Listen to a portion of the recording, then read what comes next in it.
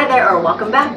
Today's video is all about learning about Echinacea, and we're going to discuss how it grows, where it grows, a little bit of the history, how people have used it traditionally, and how I'm using it sort of in a modern daily sense, I guess you would say. And yeah, it's just a really versatile and fun and happy flower to have around. So let's talk about it. And you might have heard purple coneflower referred to as Echinacea, and also it can be known as black Samson too. And a fun fact is actually Rudbeckia, which is the black-eyed Susan, is a cousin of Echinacea. They are all members of the daisy family. So again, very happy, bright flowers. This one's actually a little bit past its visual prime. I just before this video went out and got this from my garden, and like I said, it's the turning of the seasons now, so the really prime time for blooming is summer. So anywhere from like June, July, August, September, and I guess it can bloom sporadically into the winter as well. And it is a perennial, and it's hardy to zones. I've seen anywhere from 3 to 8, or it can be said to 3 up to zone 10. And it is native to like central US, Canada, and also the eastern part of the US. So again, I'm in New York, so it is native here. Native plants, again, one of the really nice things about them is that they are very hardy and very tolerant because they're meant to grow here, so you're not fighting against things to get them to grow. So once they're established, in the beginning, and this is through my personal experience as well, they do require more often or more frequent watering, I should say. But once they're established, they require very little water and very little fertilizer. They are very drought-tolerant flowers. Echinacea enjoys sunny and well-draining soil. Even though this flower is a little past its visual prime, I still think it's pretty, and it's going to have a different and very important role in that it is now becoming the seed head. And the seed heads, obviously, if you let them go to seed, they will self-seed and proliferate. Or something that I'm doing, which I think is a nice practice, is when I'm cutting the flowers off for use, I only cut approximately 2 out of every 3 flowers, and so I leave some of them for the birds because the birds like them during the winter and it gives them another food source. Now there are 2 versions of Echinacea that you commonly hear about, even though there are more. So there's Echinacea purpurea.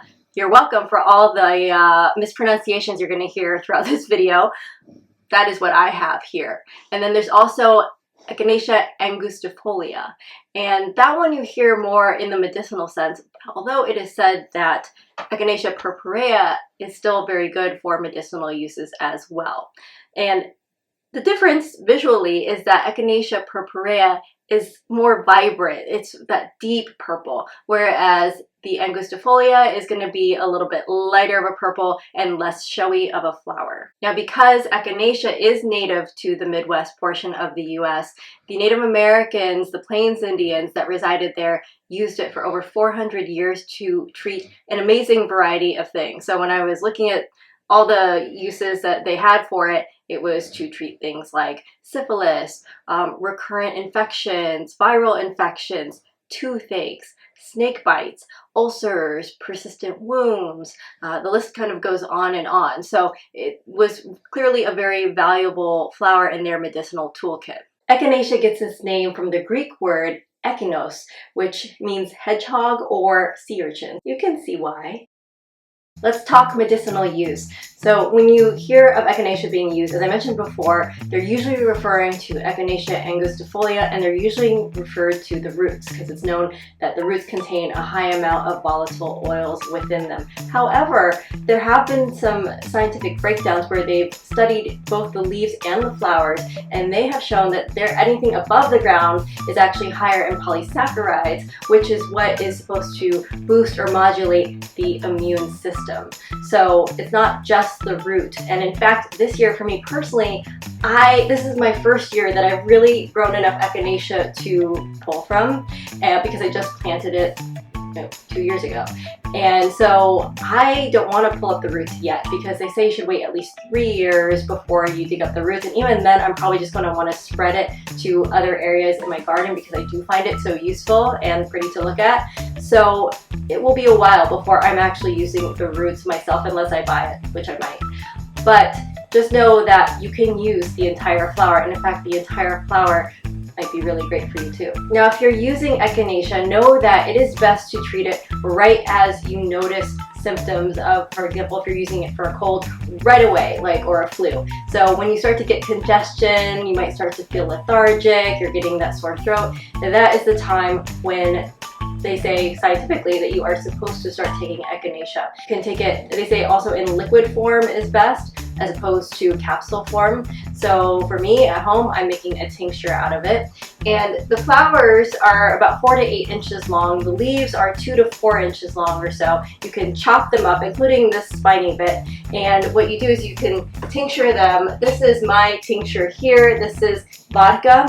And so you can use any kind of alcohol. I mean, I shouldn't say any kind of alcohol. You don't want to use, like, I don't know, Amaro for this, but you could use brandy, for example, as well. And you just chop them up and then you cover what you've chopped up by a couple inches and let it sit. This one's not quite done, but because I'm starting to feel a little bit run down and I'm starting to have like a little bit of a sniffly nose and it's that change of seasons, I did pull from this early. So I actually made myself a cup of warm water, not hot, but warm, or you could do tea.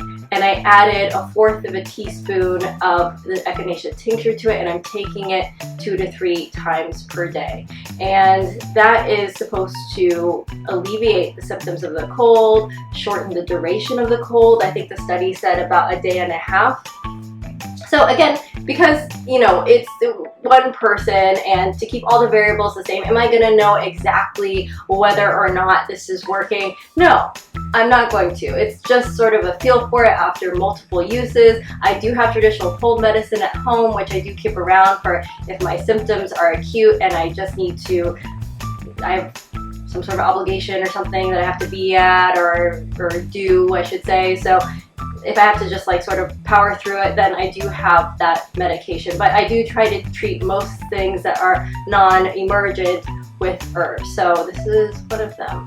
So I've been doing this, and I'm going to show you the other tincture that I'm making. So if you're sensitive to alcohol or if this is for a child, you can also tincture in other things. So you could use vinegar, for example, apple cider vinegar, or you could use vegetable glycerin, and that's what this is. The glycerin is going to have a sweet taste, so especially for kids, they might find it a little bit more palatable. Now, you can see this one, is newer. I just made this a couple days ago, and they say the tinctures take about 6 to 8 weeks, so this one won't be ready for a little while yet. Now, Echinacea is not known for its taste.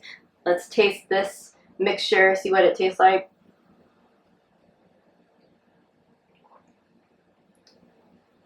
I mean, maybe I get like a slightly herbal flavor, but it mostly just tastes like very, very diluted vodka, which has about 0 appeal for me. But there are some things that we take because of the benefits of it and over flavor, and this falls into that category for me, for sure.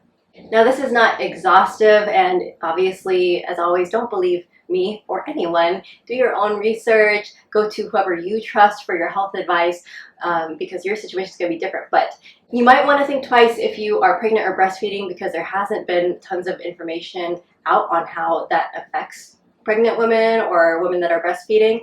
Also, if you are sensitive to caffeine, because it is said to extend the amount of time it takes for caffeine to leave your body. Another important thing is that for people who are on immunosuppressants, so that might be if you're going through treatment for cancer, or if you've recently had an organ transplant so your body doesn't reject the organ, you might be on an immunosuppressant.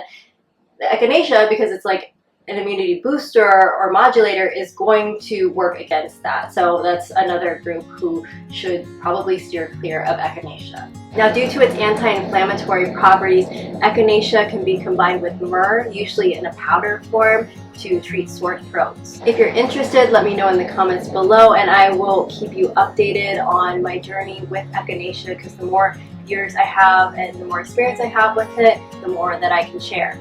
And I really want to thank all of you who have been subscribing and watching, and for your comments. There have been some really nice ones, and it's nice to see all of you coming together. So I really appreciate all of them. And I hope you enjoyed learning about Echinacea today with me, and I will see you all again soon.